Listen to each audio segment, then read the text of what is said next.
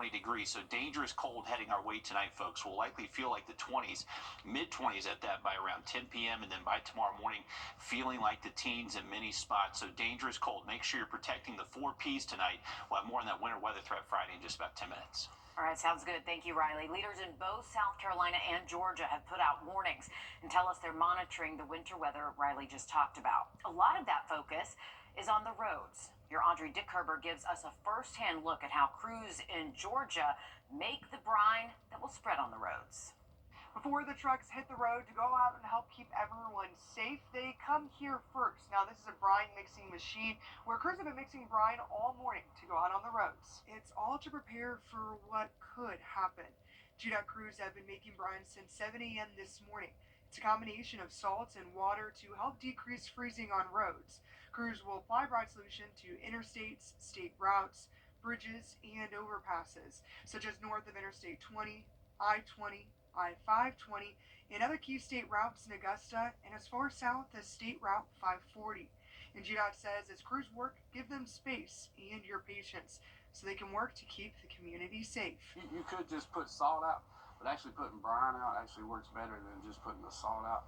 So that's why we're here. We're here getting our tanks ready, because we'll have trucks come through and we'll fill their tanks up, and they'll go out and they'll ride the routes and put out the brine, which is like, just in case it happens, you want to be ready, rather be ready and it not happen than not be ready and it happen, and that's just going to cause a bad day for everybody. Coming up all new on News 12 at 6 o'clock, we'll tell you how GDOT is preparing for this potential winter weather coming our way and how they think you should too. In Augusta, Audrey Dickherber on your side. Good to know they're ahead of it. Thank you, Audrey. As the winter weather gets closer, you can download the First Alert Weather app to stay up to date. The First Alert Weather team will be tracking everything and keeping you updated. The city of Augusta is offering free rides to overnight shelters because of the cold. Now, you need to have an ID and get clearance beforehand. Now that it's after 5 o'clock, you can call the sheriff's office. We're told a deputy will meet with you. Meanwhile, the bus service is still an option. It runs from 3 to 8 p.m. every day. You'll have to either go to the Broad Street Transfer Facility or the May Park Community Center. If you need a ride to these pickup stations, you can call the number on your screen before 8 o'clock to arrange that.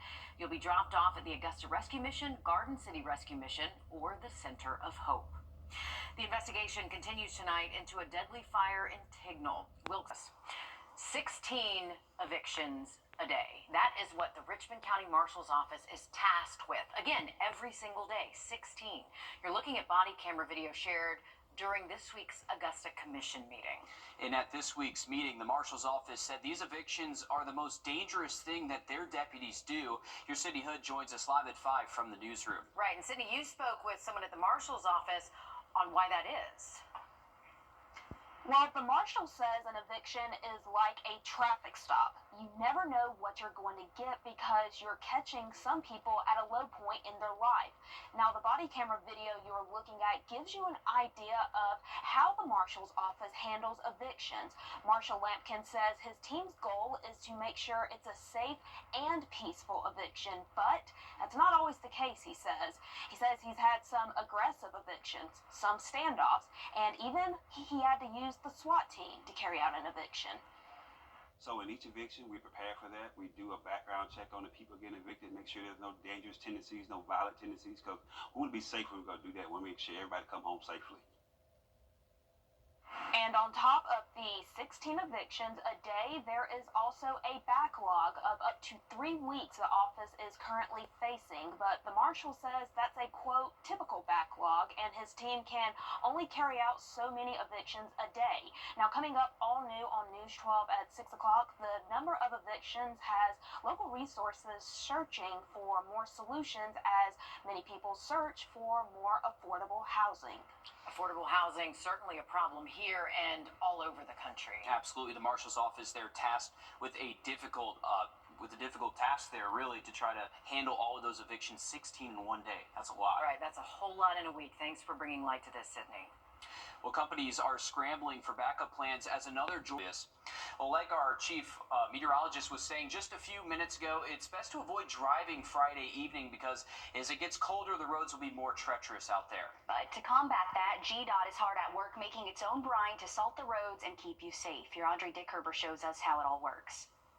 This machine right here is what helps mix the brine that goes out on the roads to help keep everyone safe. And with the potential of winter weather, trucks could be out on the roads as soon as tonight. Before you hit the road this week, make sure you're weather aware. We're just trying to make the roads and sidewalks, streets, interstates as safe as we can for everybody. Preparing for what could happen. It's a process that needs to be done at least a day in advance. Crews have been making brine all day Wednesday. It's a combination of salt and water, helping decrease freezing on roads. I don't know if you remember the big ice storm of 2014. People were basically like stranded on interstates and highways and having to leave their cars to get to safety. Just the people of Georgia got together and just feared that that was never going to happen again. That's sort of why we do this. It's sort of like it's a preempt strike thing to kind of keep it from happening again. Because it's always better to play it safe. Crews will apply brine solution to interstates, state routes, bridges, and overpasses. You could just put salt out, but actually putting brine out actually works better than just putting the salt out. So that's why we're here. We're here getting our tanks ready, because we'll have trucks come through and we'll fill their tanks up, and they'll go out and they'll ride the routes and put out the brine, which is like just in case it happens. You want to be ready.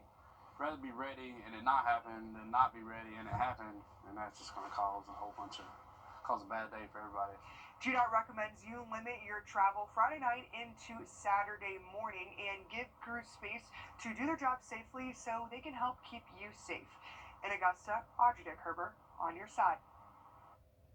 And we know that SCDOT is also preparing our roads on the other side of the river. As we've seen the forecast from First Alert Chief Meteorologist Riley Hale, we're expecting a lot of those northern counties above I-20 to get hit the worst with this. And it's nice to see them already preparing days in advance. And just in the last few minutes, we've learned Edgefield County schools will move to e-learning for Friday because of the chance for bad winter weather. Richmond County School says they'll make that call tomorrow afternoon. Well, the Richmond County Marshal's Office is carrying out an average of 16 evictions a day. This news shared during this week's commission meeting, highlighting the possible dangerous situations they're entering every day. It's also shedding light on the housing issues we're facing in our area. Your Sydney Hood joins us live from the newsroom. And Sydney, you spoke to the Marshal's Office today on this issue. The Marshal says 16 evictions a day is the average number they've seen going back to the pandemic. And as families in Richmond County are at risk of eviction, rental assistance is the lifeline helping them through. Marshal's Office! When entering a home to carry out an eviction, Eviction is just like a traffic stop. You never know what you're going to get. because oftentimes they are facing people at their lowest point.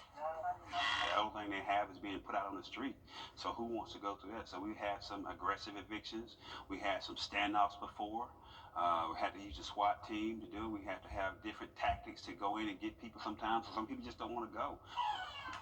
On top of 16 evictions per day for the Richmond County Marshal's Office. We do have a real big log of evictions, and right now we're running about 2 to 3 weeks behind because we have so many evictions. They're scheduled out about 2 or 3 weeks. The reason behind each eviction varies, but the one constant is the need for resources. As a community, we're working towards finding some more solutions, but as of today, there's just not enough. There's not enough housing. It's just, we're at a major housing crunch in our community. And it doesn't help, many are still recovering from Hurricane Helene. We've had to anticipate and wait to see what landlords are doing to know what the impact is going to be on our community. And I don't know if all landlords knew what they were going to do with their tenants. So we're seeing kind of a mixed bag of what people are doing.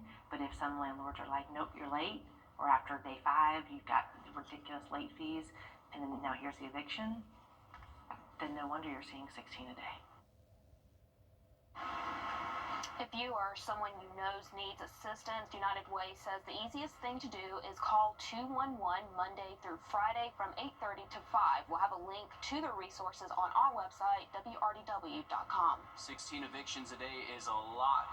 When you start to think about the magnitude of what they're actually dealing with, we know in Richmond County, affordable housing also a major issue. Sydney Hood on that for us. Thank you again, Sydney. The Augusta train